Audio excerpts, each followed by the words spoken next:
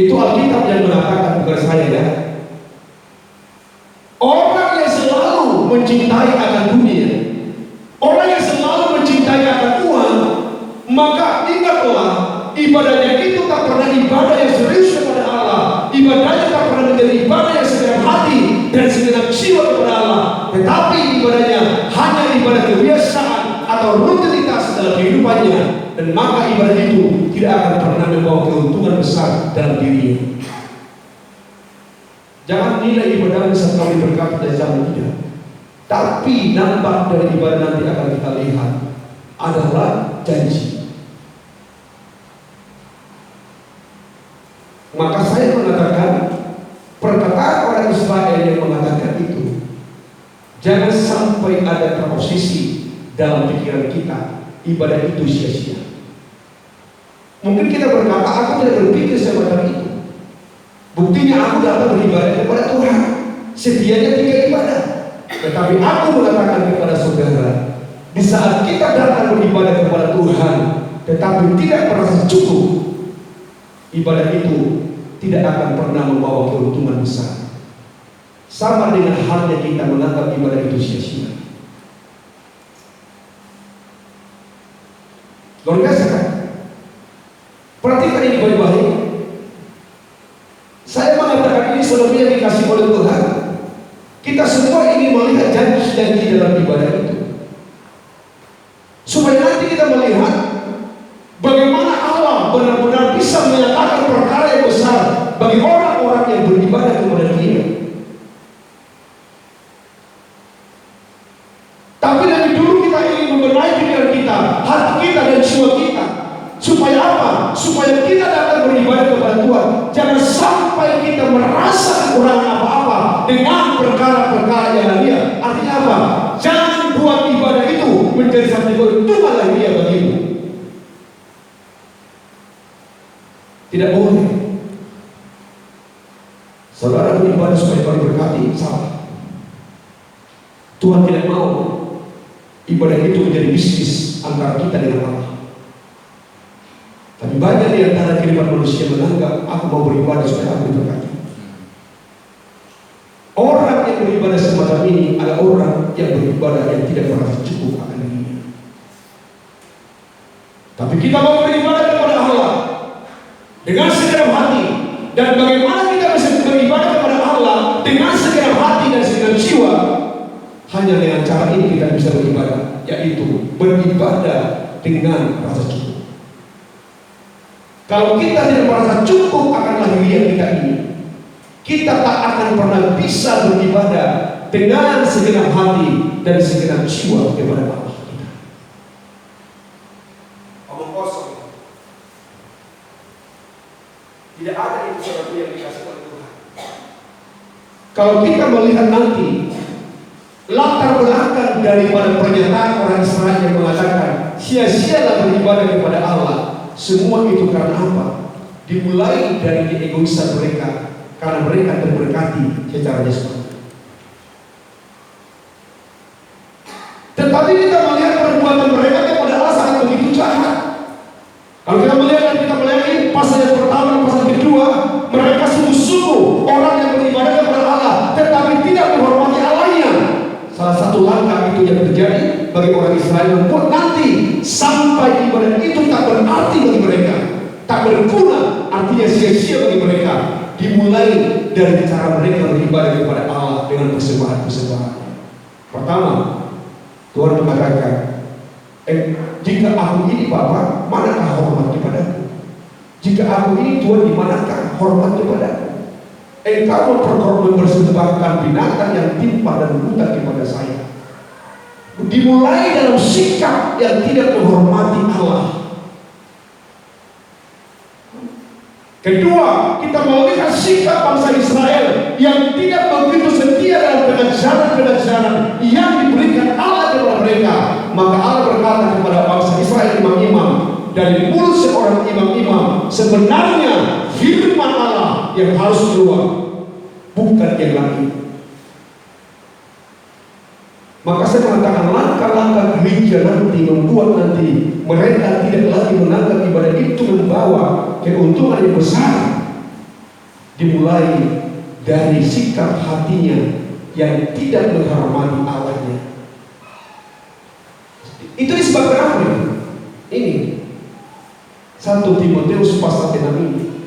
Itu penyebab itu semua. Berkat-berkat jasmani itu. Mengapa saya mengatakan? Sebab bangsa Israel merasa bahwa berkat yang mereka terima dari Allah itu datangnya bukan dari Allah. Maka waktu itu kita sudah belajar itu. Mereka sangat begitu luar biasa, tidak mengingat Allah. Allah satu berkata, dari berkat-berkatku engkau membangun berhala-berhala. Maka saya mengatakan, jangan sampai pikiran dan hatimu terikat pada berkat-berkat jasmani. Kegagalan yang terutama bagi orang Israel sampai mereka dapat mengucapkan ibadah itu sia-sia, artinya ibadah itu tidak berguna bagi Allah. Apa gunanya kita memberikan ibadah kepada Allah? Apa gunanya kita memakai kain kalung di hadapan Allah? Semua itu kesia-siaan. Diawali dari kecintaan mereka akan berkat-berkat jasmani itu. Itu dibuktikan dalam pengorbanan. Bukankah mereka mengorbankan mana yang terburuk bagi Allah? Kalau yang baik-baik itu kan disimpan dipakai oleh mereka itu. Ada binatang yang sangat begitu elok, binatang yang tambun, binatang yang gemuk, binatang yang bagus, mereka itu pakai simpan itu baik-baik. Tapi mana binatang yang kira-kira terpakai? Binatang yang timpang, binatang yang buta, yang tidak bernilai berharga, itulah kita berikan kepada Tuhan. Kalau hatiku dan hati saya, hati saudara sudah mulai memiliki sikap semacam itu, ingat Pak, satu saat saudara akan menganggap ibadah itu sia-sia. Lihat itu. Seiring dengan waktu mereka itu menikmati itu. Bukan berarti bangsa Israel dalam zaman Nabi Ibrahim mereka tidak diberkati oleh Allah. Mereka sangat diberkati oleh Allah. Itu dibuktikan dengan persembahan-persembahannya. Dan Allah tahu, dan Allah melihat. Allah membuktikan itu. Mereka bisa mempersembahkan binatang korban kepada Allah. Tetapi yang menjadi masalah persoalan bagi Allah, binatang yang timpang, binatang yang buta, itu yang mereka persembahkan. Dan binatang yang bagus dan indah mereka miliki. Sikap hati jemaat atau sikap hati umat yang tidak mau memberikan yang terindah bagi Tuhan, satu kelak nanti saudara akan menyebutkan beribadah kepada Tuhan. Baru masuk terus perbuatan Israel itu di mata Allah. Dalam kitab Wahyu, di situ Allah membongkar keburukan seluruh umat bangsa Israel.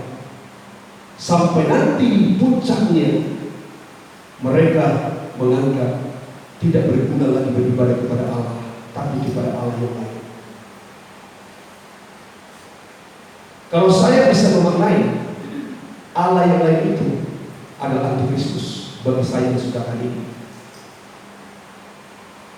Nanti kita manusia, kehidupan orang Kristen ini yang ibadahnya tidak merasa cukup, ibadahnya yang tidak segenap hati dan segenap jiwa, akan meninggalkan ibadah yang sebenarnya dan akan masuk dalam ibadah yang akan datang, yaitu Antikristus, menyembah Antikristus. Di sini kita harus mulai koreksi diri kita, saudaraku yang dikasih Tuhan, supaya kita menganggap bahwa kita ini datang kepada Tuhan, jangan membawa pribadi yang sembarangan. Jangan persembahkan persembahan yang tidak dikenal oleh Allah. Jangan memberikan satu persembahan yang sangat menjijikkan hati Tuhan. Tapi bawa yang terbaik bagi Allahmu, supaya nanti jangan sampai di dalam pikiran dan hati kita bahwa beribadah kepada Allah tidak ada artinya, atau beribadah kepada Allah menjadi kesia-siaan di saat kita datang kepada tetapi tidak membawa seluruh kehidupan kita yang baik dan benar kepada Allah. Itu penting sekali harus kita sikapi dalam diri kita. Kalau saudara kata pribadi ini, tapi pikiran hatimu cacat di hadapan Tuhan, oleh karena hatimu tidak tulus, pikiranmu tidak tulus beribadah kepada Allah, sama dengan kita sedang mempersembahkan kehidupan yang bercacat kepada Allah kita.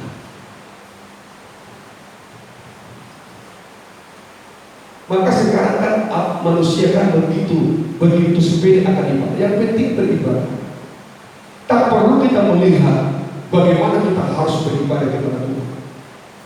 Tapi apa yang dikatakan Rasul Paulus ini menjadi satu pegangan dalam setiap kehidupan kita. Orang-orang yang beribadah kepada Allah, hendaklah ia mencukupkan dirinya. Amin. Cukupkan dirimu. Asal ada pakaian, cukuplah. Jangan inginkan kekayaan. Kekayaan bukan milik saudara selamanya, tapi kekayaan nanti akan menjadi milik yang lain. Maka disitulah Paulus dapat melihat sesuatu yang dikasih oleh Tuhan. Maka dia berkata, asal ada makanan dan pakaian, cukuplah itu saudaraku yang dikasih Tuhan. Supaya nanti ibadahmu jangan seperti ibadah orang Israel, membuat ibadah mereka menjadi satu ibadah yang tidak menjadi berkat bagi mereka, tetapi ibadah menjadi sia-sia di saat mereka terikat kepada pakaian, makanan, juga malu. Orang Israel terikat di situ. Tuhan tidak mau kita terikat. Kalau ibadah itu menjadi keuntungan besar bagi saya dan saudara, Tuhan tidak mau kita terikat dalam perkara itu. Israel terikat di situ. Maka dalam kitab Wahyu itu Allah langsung menegur dalam persembahan binatang yang pintar, dalam persembahan persepuluhan engkau menipu aku, tetapi engkau berkata dengan cara bagaimana aku menipu engkau, kata orang Israel. Tuhan berkata, dengan engkau mencuri, dengan engkau menipu Allah, dengan kamu tidak mengembalikan persepuluhan milik Allah. Dalam pasal 3 Allah menyinggung itu, baru dia bicara tentang Israel mengambil satu keputusan. Sia-sialah beribadah kepada Allah. Bisa Allah apa? Menegur soal masalah miliknya Tuhan. Coba kita lihat itu rentetan Maliaki pasal 3 itu, ayat 9, ayat 10, rentetan itu. Nanti ayat 14, Israel sudah mengaku bahwa ibadah itu adalah sia-sia. Ya, perhatikan dengan baik seluruh yang dikasih Tuhan. Haleluya. Ya teruskan. Ya. Kamu telah menyekutu, tetapi kamu masih menipu aku. Ya, kamu seluruh bangsa. Kamu menipu aku, hai seluruh bangsa. Teruskan. Ya. Bawalah seluruh persembahan persepuluhan itu ke dalam rumah perbendaharaan. Bawalah seluruh persembahan persepuluhan itu ke dalam rumah perbendaharaan. Teruskan. Ya. Supaya ada persediaan makanan di rumahku. Ya, teruskan. Dan pujilah aku. Ya. Firman Tuhan semesta alam. Ya, teruskan. Apakah aku tidak membukakan langit dan tingkap-tingkap langit dan mencurahkan berkat kepadamu sampai dari tetapi perhatikan, ini kan bicara Allah. Allah berbicara lewat Nabi Maliaki dalam ayat yang ke-10. Allah menyinggung bagaimana mereka mencintai uang. Supaya nanti kita mengingat dalam 1 Timotius pasal 6 itu. Akar segala kejahatan cinta uang, dan akar cinta uang itulah membuat ibadah kita tidak akan membawa keuntungan besar dalam diri kita. Sebab apa? Sebab kita tidak pernah merasa cukup akan diri kita. Dan itulah kegagalan orang Israel pada zaman Maliaki itu. Makanya dalam zaman Maliaki Allah menegur bangsa Israel lewat Nabi Maliaki. Katakan ini kepada umat bangsa Israel, engkau menipu aku, tetapi engkau berkata dengan cara bagaimana kami menipu engkau. Tuhan berkata dengan persembahan persepuluhan. Di saat Tuhan mengatakan hal itu, perhatikan ini. Di saat Tuhan menyinggung hal itu kepada umat bangsa Israel, disitulah orang Israel merasa tidak enak untuk Allah. Langsung dalam ayat 14, disitulah orang Israel menyatakan, tidak berguna beribadah kepada Allah. Allah pertama menyinggung soal persembahan yang cacat. Lebih dulu Allah menyinggung soal mereka mempersembahkan binatang buta. Mereka belum apa-apa. Tetapi di saat Tuhan menyinggung soal masalah itu, masalah uang tadi itu, persepuluhan tadi itu, langsung mereka mengambil keputusan sia-sia beribadah kepada Allah. Sia-sia beribadah kepada Allah. Tidak sedikit anak Tuhan akan jatuh dalam dosa ini. Dan dosa inilah nanti akan membawa kita sampai nanti kita masuk kepada pernyataan orang Israel yang mengatakan tidak berguna beribadah lagi. Kita tidak beribadah, tidak mau lagi beribadah. Soalnya apa? Masalahnya apa? Tidak kita merasa cukup. Kita tidak mengembalikan, orang Israel tidak mengembalikan persekutuan kepada Allah karena mereka tidak mau merasa cukup. Itulah dasar mereka membuat hal semacam itu kepada Allah. Dan Tuhan sangat begitu menegur kehidupan orang Israel pada waktu itu. Satu yang dikasih oleh Tuhan, sesungguhnya engkau orang yang diberkati oleh Allahmu, tetapi engkau membalas perbuatan yang begitu besar yang kau terima dari Allahmu, dan begitu kejahatan yang begitu luar biasa. Engkau mengatakan kepada saya dengan kurang ajar, tidak berarti beribadah kepada Allahmu,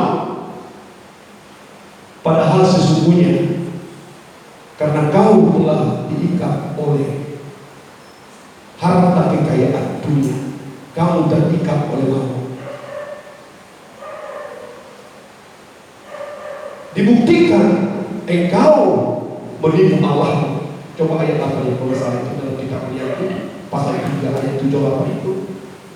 Bolehkah manusia menipu Allah? Bolehkah manusia menipu Allah? Tosya, Yang kamu menipu aku. namun kamu menipu aku, Tosya. Tetapi kamu berkata, Ya, dengan cara bagaimanakah kami menipu engkau? dengan cara bagaimanakah kami menipu engkau? Artinya mereka tidak sadar, pura-pura tidak menyadari dosa mereka itu. Bayangkan begitu jahatnya orang Israel ini terhadap Allah. Allah kan berbuat luar biasa.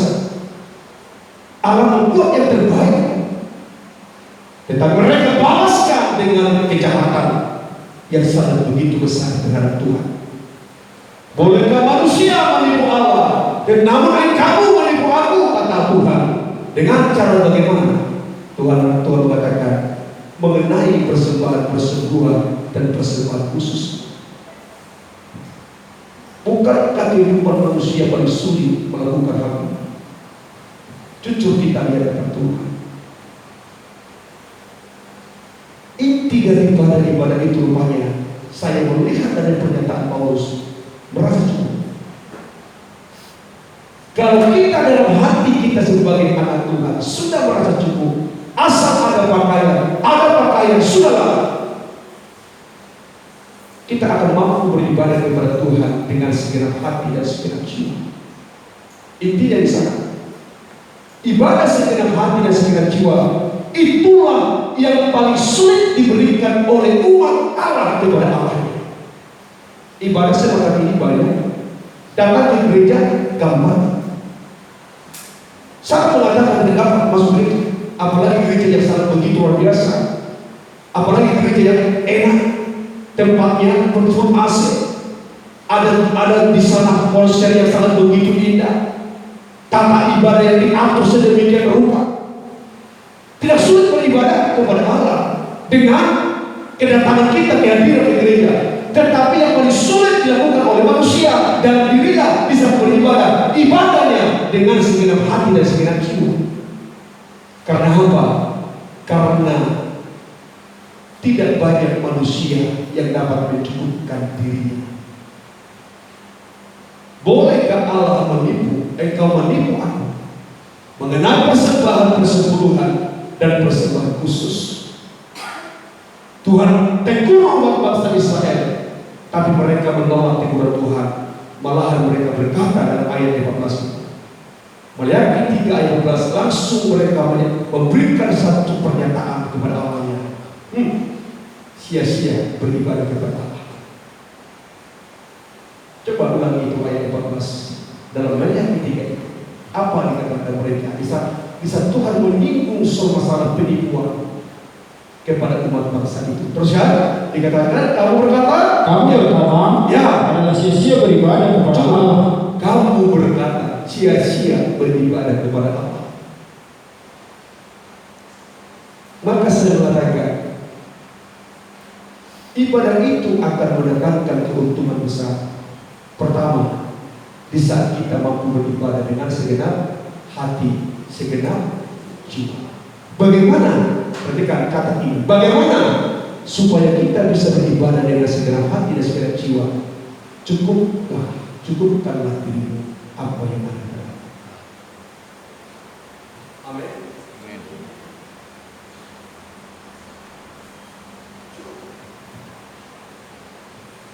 Bukan berarti tidak boleh kita berdoa. Boleh. Tetapi kalau kepikiran kita hanya ingin kekayaan, ingin pakaian, ingin makanan, ingin uang, takkan pernah kita bisa beribadah kepada Tuhan dengan segenap hati dan segenap jiwa. Maka saya mengatakan, apa yang dikatakan oleh orang Israel sia-sia beribadah kepada Allah tidak benar.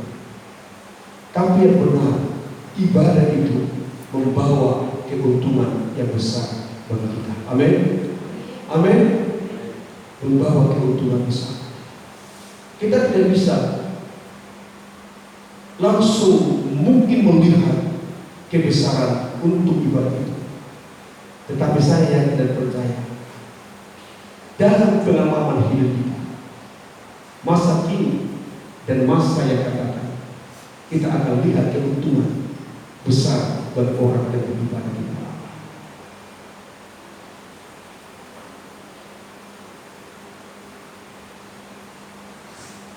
Kita akan masuk dalam Maleakhi pasal 3 ayat yang 18 ini. Keuntungan bagi orang yang beribadah itu. Puji Tuhan. Sekarang, ya. Maka kamu akan melihat kembali perbedaan antara orang benar dan orang fasik. Maka kamu akan melihat, perhatikan ini baik-baik saudaraku yang dikasih Tuhan. Ini perkataan Allah sendiri yang datang mengingatkan bangsa Israel supaya mereka menyadari apa yang mereka ucapkan itu tidak benar. Apa yang engkau ucapkan itu merupakan hasil perbuatanmu yang begitu jahat kepada saya, sehingga engkau menganggap ibadah menjadi sia-sia kepada saya. Tetapi lihatlah, kata Allah. Allah sendiri mengatakan, kamu akan melihat, aku akan membuat perbedaan orang-orang yang beribadah kepada Allah dengan orang-orang yang tidak beribadah. Itu satu keuntungan besar bagi saya. Bisa Allah memberikan perbedaan bagi saya dengan orang dunia.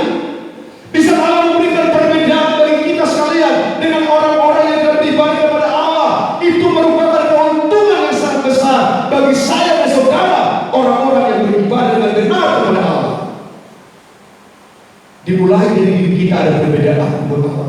Sampai pada keturunan kita, Allah akan buat perbedaan yang sangat begitu luar biasa. Bisa kita bisa beribadah dengan rasa cukup kepada Allah. Tuhan tak pernah berdusta, Tuhan tak pernah berbohong. Tapi Allah mengatakan, Dia akan membuat perbedaan-perbedaan antara orang-orang yang beribadah dengan orang-orang yang tidak beribadah. Klaim itu. Jangan kita meragukan perkataan Allah. Kalau ibadah kita benar, saudara akan dibuat Allah berbeda dengan orang lain. Keturunan kita akan dibuat Allah berbeda dengan orang lain. Bukan berarti keturunan kita harus diberkati saja semuanya. Kalau kita berkaca memandang dari sudut pandang itu, orang fasik banyak keturunan yang berhasil. Tapi yang kita bisa melihat dalam keturunan kita, di saat keturunan kita menjadi anak-anak yang takut akan Tuhan. Dan itu kekayaan yang sangat begitu besar bagi kita sekalian sebagai kehidupan manusia. Di saat keturunan kita menjadi satu keturunan yang menjadi keturunan-keturunan yang takut akan Tuhan, itu merupakan satu harta yang sangat mulia yang diberikan Allah bagi kita, menjadi satu perbedaan. Banyak orang kaya berlimpah harta tetapi keturunannya hancur.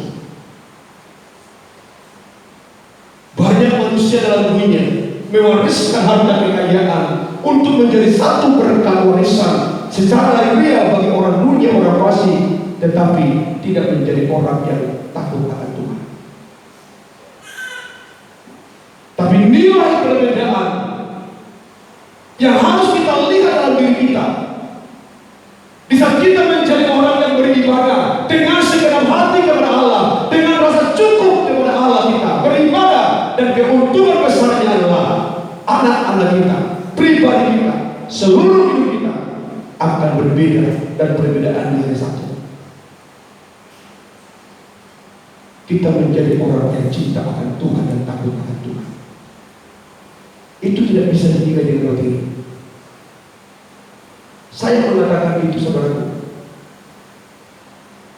Kalau kita melihat keturunan kita, sebagaimanapun dia memiliki harta kekayaan, tetapi kalau dia menjadi orang yang gagal dalam moral, saya mengatakan itu hal yang sangat menyakitkan kita. Dan itu doa-doa dalam hidup kita. Selalu kita berdoa, Tuhan, lihat keturunanku, pulihkan sama hatinya, jangan sampai menjadi keturunan yang tidak takut akan Tuhan. Sebab dari situ keturunanmu akan menjadi keturunan yang akan diberkati oleh Tuhan. Bagaimana keturunan kita diberkati oleh Tuhan? Di saat keturunan kita menjadi orang-orang yang takut akan Tuhan. Coba berikan warisan. Sebagaimana besar warisan yang kita berikan, tetapi kalau dia tidak memiliki moralitas yang bagus, akan membawa bencana dalam diri kita.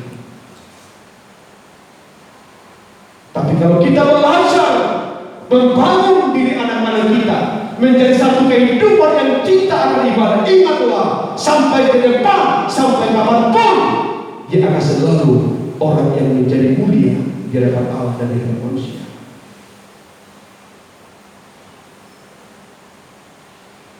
Lihat keturunan pemuka-pemuka Alkitab. Abraham memiliki keturunan Yakub. Keturunan Yakub ada 12, tetapi lihatlah Yusuf yang sangat begitu takut akan Tuhan, menurunkan keturunan-keturunan yang terberkati.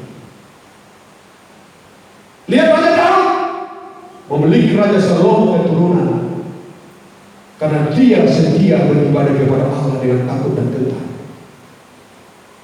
Tapi lihat Salomo, dia sedikit sudah menyimpang dari ibadahnya kepada Allah. Lihatlah Rehabiam menjadi anak keturunan Salomo yang sangat menyakitkan hati orang tua dan hati Tuhan. Selidiki Alkitab, keturunan-keturunan yang tidak beribadah dengan setia kepada Allah akan membawa satu problema yang sangat begitu menyakitkan. Lihat keturunan Rehabiam, sampai Allah menarik janjinya kepada umatnya, dari umatnya, karena kejahatan Rehabiam. Maka saya mengatakan, perbedaan apa yang harus kita lihat? Perbedaan yang kita lihat salah satunya, Tuhan tetap mengasihi anak-anak keturunan kita. Amin. Jangan langsung melihat Kalau kita melihat, kalau kita beribadah dengan segenap hati, maka kita akan diberkati secara semua. Usaha kita akan semakin maju. Tuhan pasti memberkati. Tapi kalau fokus kita untuk itu, berarti kita keluar dari rasa cukup untuk beribadah kepada Tuhan. Padahal Tuhan berkata, sikap beribadah itu cukupkan diri kita. Amin. Cukup. Perbedaan. Kedua, lihat di dalam Ulangan pasal yang ke-11 ayat yang ke-13.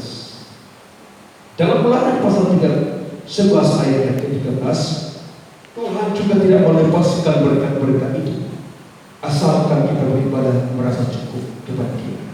Yuk, dalam kitab Ulangan pasal 11, saudaraku yang dikasihi oleh Tuhan, dalam ayat yang ke-13, maka saya memohonkan kepada kita sebagai orang tua, beribadahlah dengan segenap hatimu, segenap jiwa kepada Allah.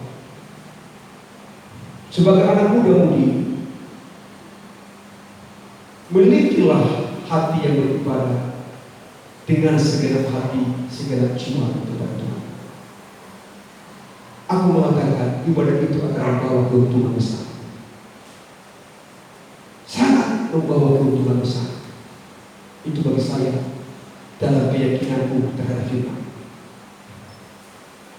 Lihat di dalam kitab Ulangan pasal 11 ayat 13. Perhatikan baik-baik saudara yang Tuhan teruskan. Ya. Jika kamu dengan sungguh-sungguh mendengarkan perintah yang kusampaikan kepadamu pada hari ini, terus sehingga kamu mengasihi Tuhan Allahmu, dan beribadah kepadanya dengan segenap hatimu dan beribadah. Perhatikan dengan kata ini. Tidak ada yang lain untuk menjadikan ibadah itu. Perhatikan sekali lagi, perhatikan baik-baik. Untuk menjadikan ibadah itu menjadi keuntungan besar bagi kita, kita harus beribadah dengan segenap hati dan segenap jiwa.